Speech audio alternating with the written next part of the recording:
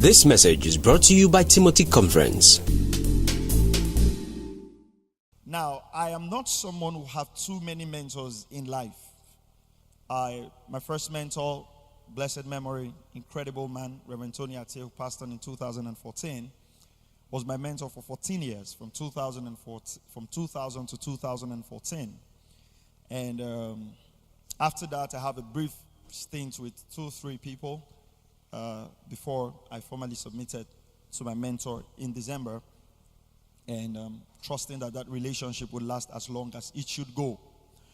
But I've discovered that a very critical area in ministry for young people is the issue of mentoring relationships. Now, the word mentor, it came from like a Greek mythology.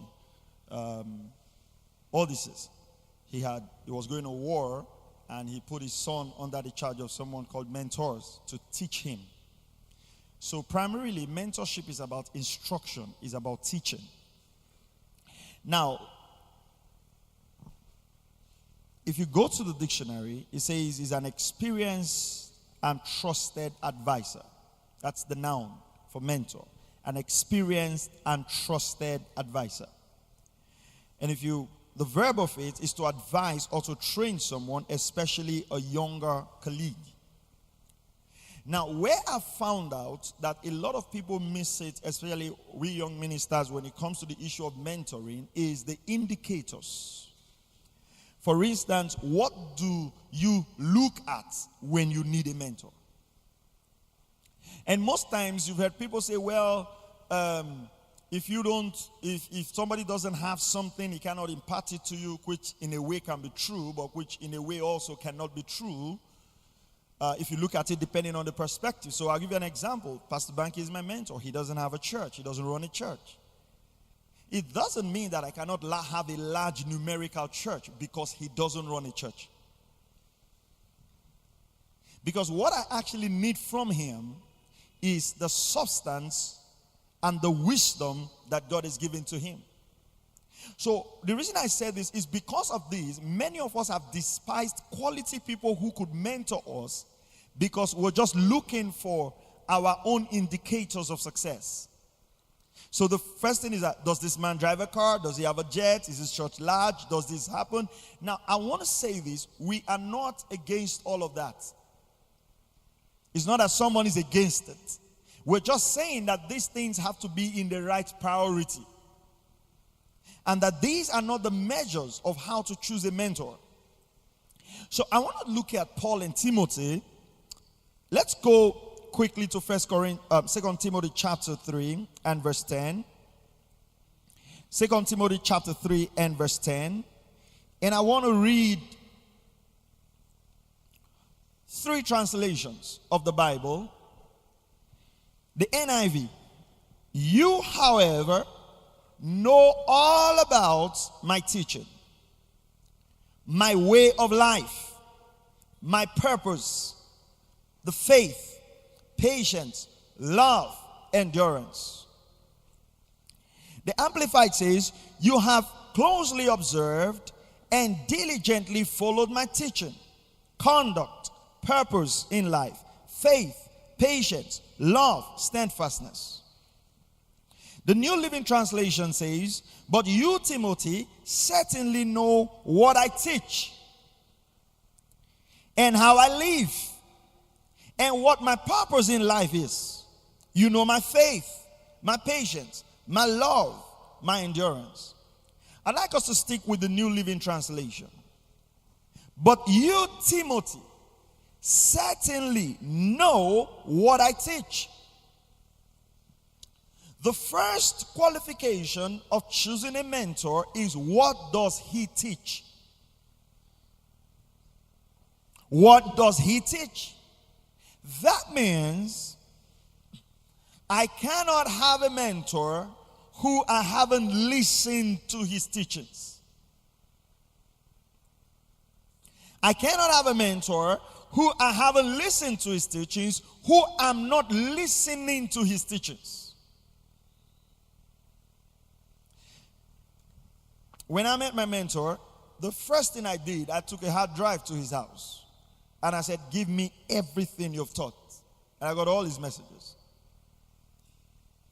Because you cannot just have a mentor. You know, some of you say, in this area, this is my mentor. In this area, this is my mentor. In this area, this is my mentor.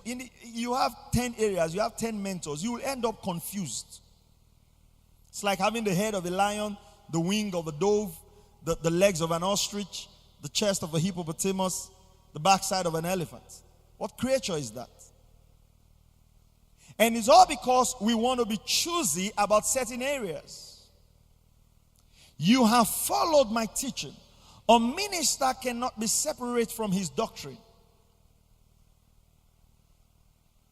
You have closely observed and diligently followed my teaching. So the first thing in choosing a mentor is, what does he teach? What are his perspective on these areas? So that means you cannot casually choose a mentor. Are you still here? I can hear you. Are you still here? You cannot casually choose a mentor. Number two, how I live, his conduct, his manner of life. So one of the things I do to some of the, most people say I mentor them. Some of them I don't know. Some of them, they say you mentor me from a distance. I don't know how that is possible, but they do it. Maybe Bluetooth mentorship. But one of the things I do to the people that I really know that I mentor is I ask them to come stay in my house. They spend 2 weeks staying in my house. And it's because of this scripture. And they just watch how I live daily, how I relate to my wife, how I relate to my children, how I relate to the passersby, how I just live. And when they are around, I don't pretend. So I give you an example. My wife prays with the kids, does devotion and all that. We don't really have this, everybody get up in the morning, the family devotion, but we do have family prayer times. I do not now say because someone is coming who is someone I'm mentoring, then I now quickly organize the family and I won't do that. Or because somebody that I'm mentoring comes to the house, then I now wake up at 4 o'clock and be sweeping the house to show. I won't do that. I just live my life the way I live it. It's important that whoever your mentor is observe his conduct. When I went to meet my mentor for mentorship in December, I told him, I said, we want to spend some time with you. Is that fine? He said, yeah. So I went there with my family, spent some time with him. It was interesting. You see, mentorship is such a crucial aspect. Now, I'm not saying that you cannot be successful without a mentor. Are you following what I'm saying? I'm not saying everybody must have a mentor. I'm not saying without fathers you will not have feathers. I'm not saying that. I'm just saying that if you choose to have a mentor, this is the way to go about it, okay? It's not a criteria for success, but I think it is important. So I want to make that clear. Because I remember one time we asked somebody, who is your mentor? I said, the Holy Spirit. I said, God bless you. And when you see the kind of mistakes the person is making, you know that the Holy Spirit is not his mentor. Okay? All right, so let's go on. He says, how I live. So how they live is important because how they live is the way you know the fruits that they produce. Number 3, he says, you know my purpose.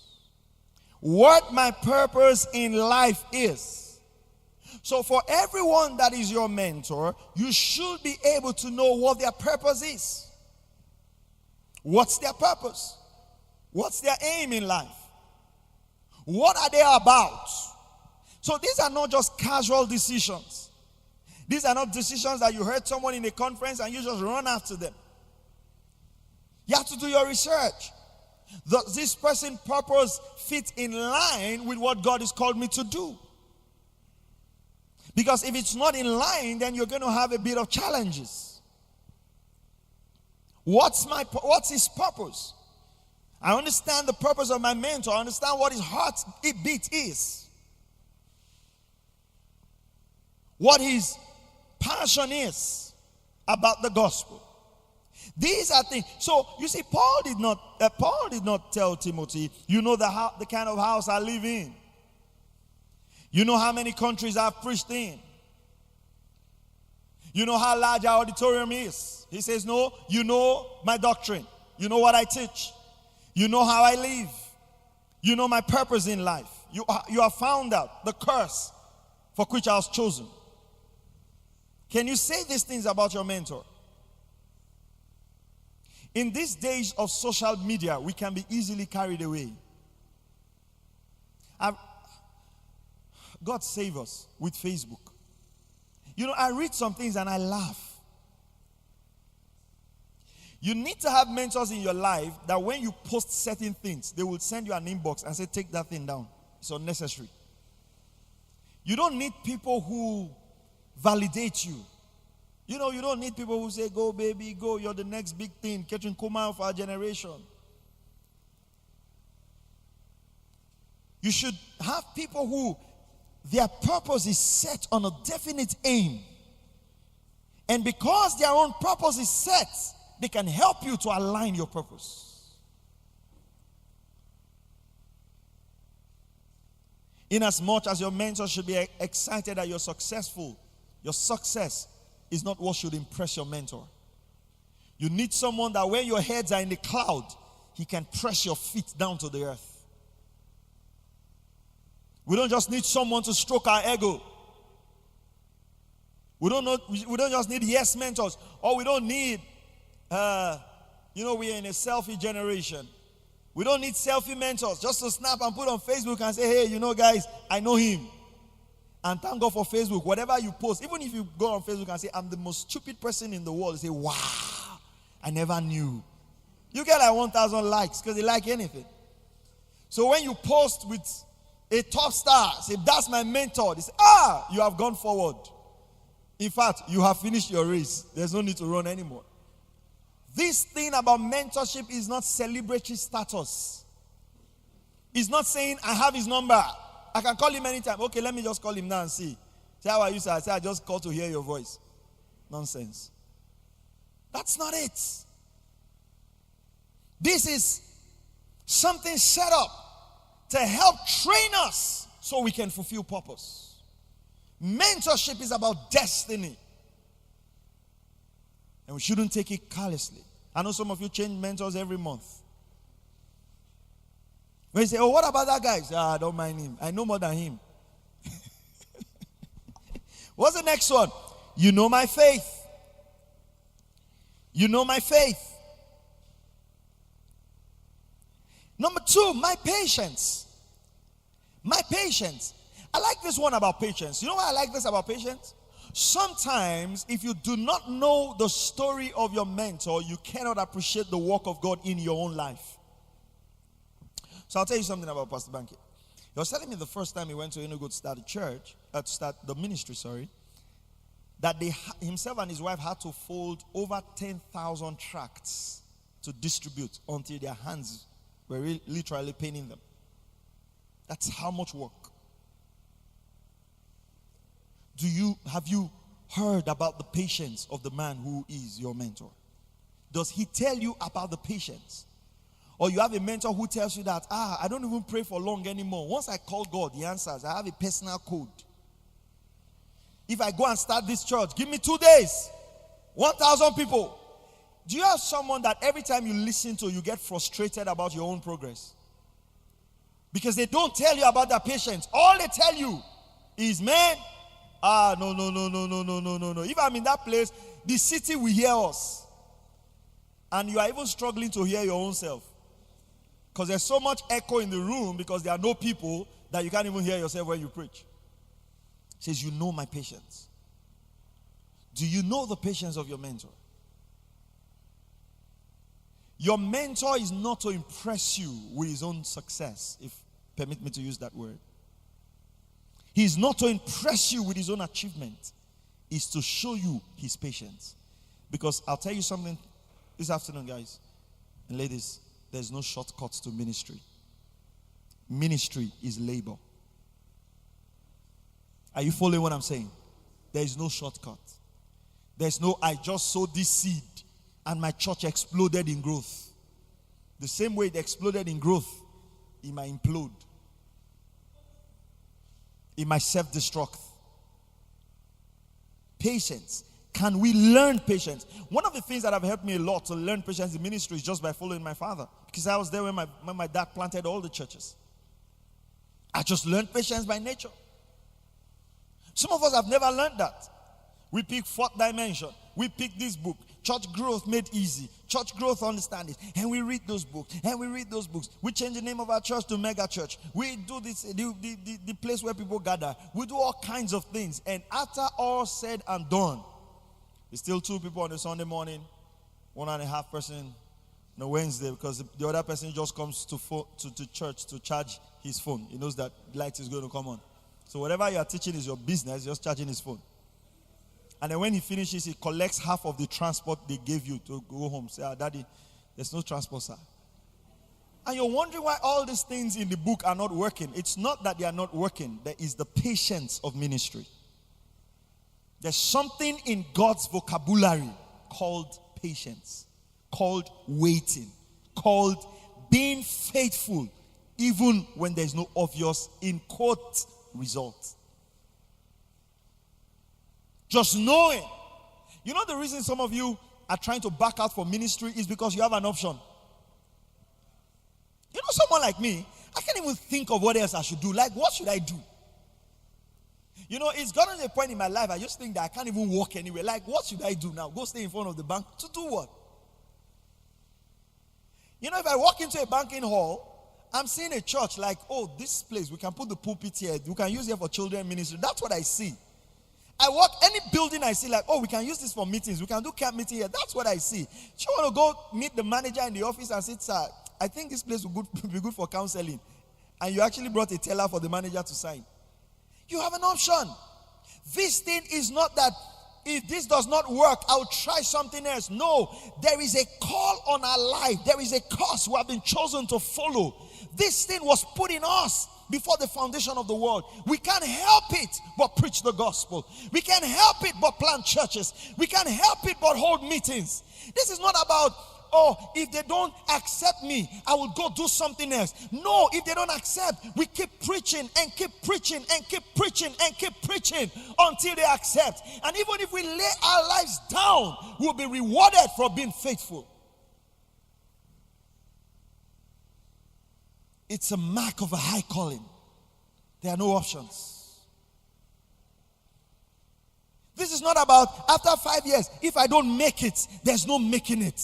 We keep doing the job. This is not about, listen, even if we don't have cars to drive, there is no option. Do you understand this? We are not in competition with our friends in Shell.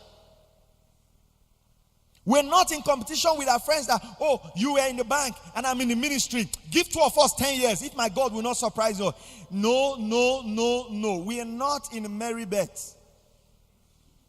This is not trial luck.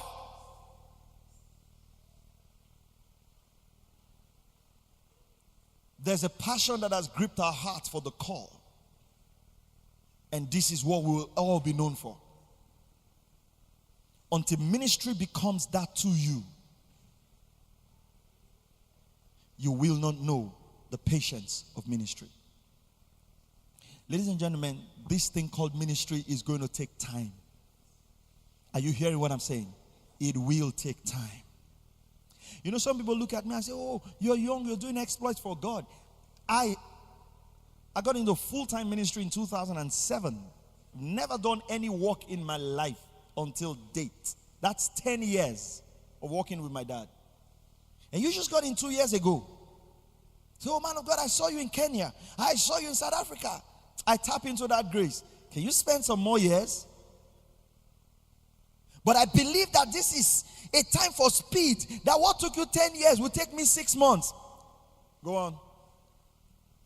So you get it in 6 months and destroy it in 6 years.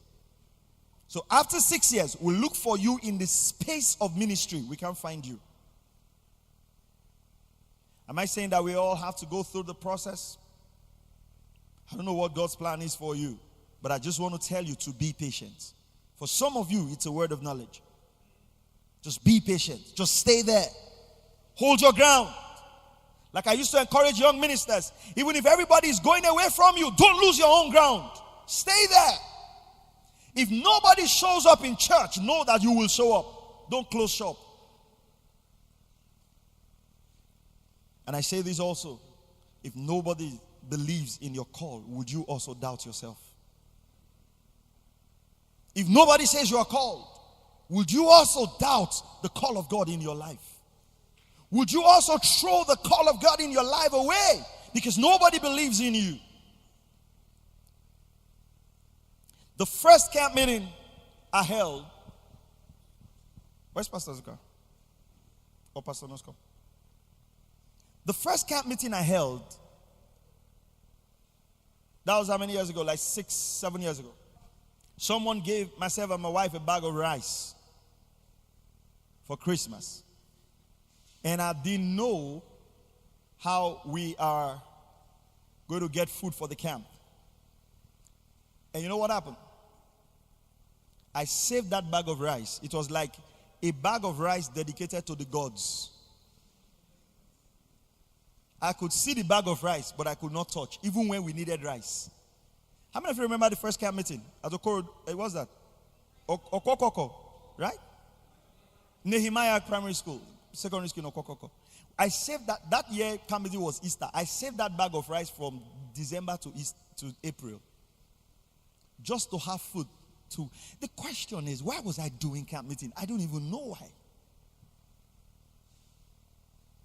There's patience. Last camp meeting we had 370 plus people. Hundreds of thousands went into feeding. You can see that picture in Instagram and say, my God, the Lord is with you. But you know, I will never put on Instagram that I had to save a bag of rice for 3 months to do the first camp meeting. That's what you need to hear from your mentor. That's the story that'll keep you on. Because I tell you, there are days I thought to myself, am I mad? Like, am I really called? There are days you look at yourself and say, is something happening? Like, come back to reality. Because it looks like there's no future in this thing you're doing. Those days when you remember the patience of your mentor, you know what happens to you? You encourage yourself in the Lord. Are you following this? There are days it will look like you will be frustrated. There are days you will hold programs and it will look like nobody will show up. Can I come and say people used to stay off his meetings by the numbers? It's like they were planning to stay off.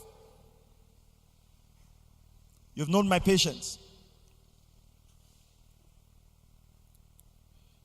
What are the things to look for? You know my love. One of the things you should check in the life of anybody that is your mentor is his love walk. Listen. I'm pleading with you, young ministers. These are things that have helped me. I just felt I needed to share them with you. You cannot sit under a mentor who is still telling you of somebody who offended him in ministry 10 years ago that he has not forgiven. And you are still saying, yes, daddy. Yes, daddy. No, he says, you've known my love. How Paul desired to spend and be spent for the gospel. What's the love walk of the man who is your mentor? What's his love walk towards other ministers? How does he walk in love? You cannot sit under a mentor who does ministry out of bitterness and rivalry. Your mentor is telling you that the last person who left him, he released a curse on his life. And now, the man is struggling to feed. He now knows I'm a man of God. How does somebody's suffering validate your own call? Are you hearing what I'm saying? You know, as I used to tell people, say something like, oh, that prophet prophesied that there was going to be plane crash. Our papa prophesied and the plane crashed. I know, seeing that. I said, you are rejoicing because you didn't have anyone on that plane. If you had a family member there, your parents were there, you will not think that he's a true prophet. You see, when your heart becomes callous to people's suffering because you are in ministry to prove that you are a minister, you are under wrong mentorship. How they release the curse and 30 people die. If I be a man of God, say I've seen God's oracle. No, you've seen a misrepresentation of God. He says you have known my love. How Paul says I will not be a burden to you just for the sake of ministry. Those are the people we choose as mentors. What's their love walk? Not people teaching us how to hate and form political camps in ministry. Say that guy, I shut a door against him in this city. He will not find anywhere to preach. And you say, yes, sir. You know what? He's telling you now. One day he will still shut doors against you. We cannot validate wickedness in ministry. We are ministers of life. Spoke to a friend of mine one time, and he told me something. He said, oh, well, okay, let me use that word. He said, I've released a curse on this person. I asked him, I said, how do you bless and curse with the same mouth? Let it be that even when people leave you, be happy that human beings are living well. Do you understand? I don't know how we got into this place of wickedness. That other people's, failure is validating how close we are to God. That's not the heart of God. Paul says, you've known my love. The next thing, what did Paul say? You've known my what? Endurance. What does endurance mean? Endurance. You stay there. If you read 2 Timothy chapter 3 verse 10, that's how to choose a mentor. But you know, Timothy, certainly, you know what I teach. Anybody who is your mentor, go and get his teachings. And listen to everything he has to teach. Not what you want to hear. Listen to everything. Some of the questions you ask your mentors are unnecessary if you would listen to them. You will catch their spirit. Paul said in Philippians 2:20 about catching the spirit. The same spirit. You know how I live. Watch their conduct. What my purpose in life is. Found their purpose. You know my faith, my patience, my love, and my endurance. These are the indicators. What's the purpose of your mentor? Pastor Banky said something, and I want us to note that. Let's not hurriedly forget that. When you sit with a mentor whose only pursuit are materialistic signs of ministry, you're missing something. Are you following what I'm saying? He's always talking about his dream car, his dream house, his dream this, his dream. Anytime you sit with a genuine mentor, a heart for ministry should be reignited. Every time you come in contact with your mentor, you know what should happen to you? You should go back and say, I want to do more. I want to learn more. I want to be able to teach more. I want to be able to instruct more. We know you've been blessed by this message. For further information, please call 0805-888-7575 or send us an email, pasterogaga@yahoo.com, or visit our website, www.timothyconference.org. God bless you.